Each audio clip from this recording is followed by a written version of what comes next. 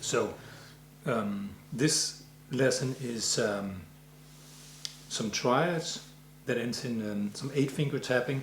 It's G major triads that goes into some 8-finger tapping, and then I play D major 7 arpeggios.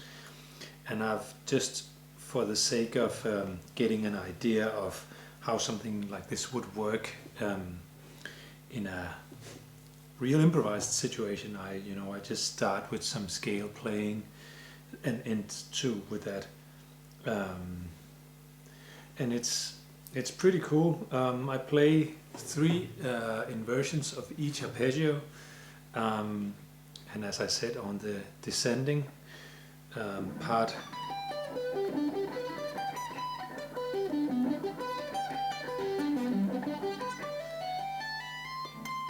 I play that 8-finger tapping, and then the D,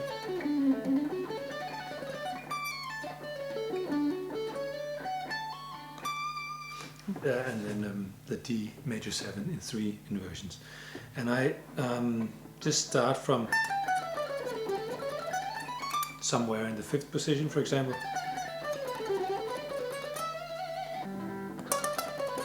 So you can start pretty much anywhere in the 5th position or wherever you want in the scale, and then work yourself into the scale. I mean the arpeggio.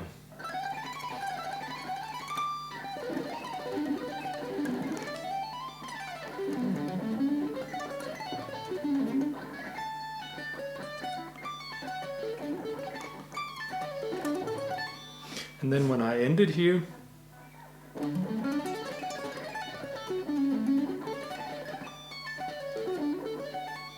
I'm in the same spot, then I can go.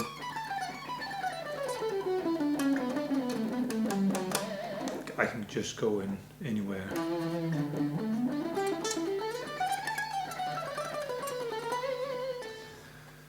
So as I said, I have the 5th position of the major scale, and from the top of that I go into this arpeggio, the G triad.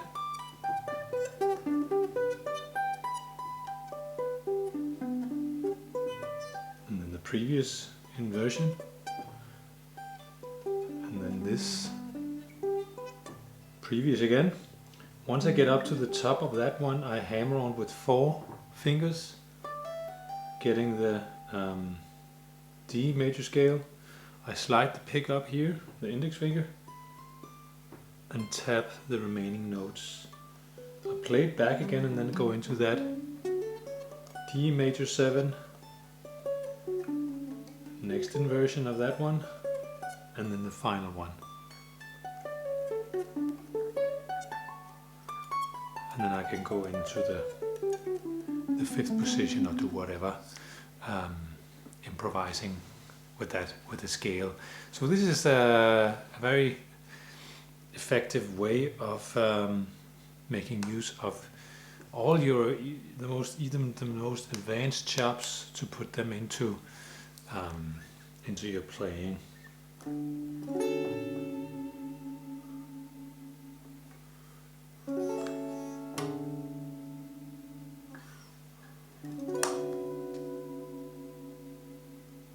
So you can play that over a D major or major 7 or whatever, for example, and make that work nicely, even if it's just a riff in D. And of course you could also try to experiment with it over B, B minor instead, and then you can make a lick like this sound good, even though it's not B minor arpeggios. They share the notes, of course, but what you do is then always make sure that you never end a phrase on something else than a chord note, because it will sound weird if you end on a fourth or a second or a sixth, for example, of the scale. So, but that's up to you. That's where the magic hopefully happens when you improvise. So that's a chance you take, and the more your focus can be on listening to how whatever you're playing sounds to the chord, the more interesting and great and melodic your playing will sound. If you're just throwing notes and crazy chops in and don't really listen to what you're playing, how it sounds to the chord, well, chances are that, of course, some of it will sound great if you've got some great chops, but people won't be mesmerized by your wonderful phrasing. They might lose their jaw for a minute or two by insane chops, but it has to be built around some great phrasing. So I'm all for playing crazy chops and fast, insane playing, but if you don't build it around some great phrasing and bends and vibrato, then you'll lose interest, or the listener will at some point. So make sure you download the tablature for this one, to just make sure you get everything right. It's sometimes a little easier to look at the tablature, and also make sure you get my free technique program. There's links to all the stuff under the video here, plus also check out my music on Bandcamp, and you can also see that in a link under here.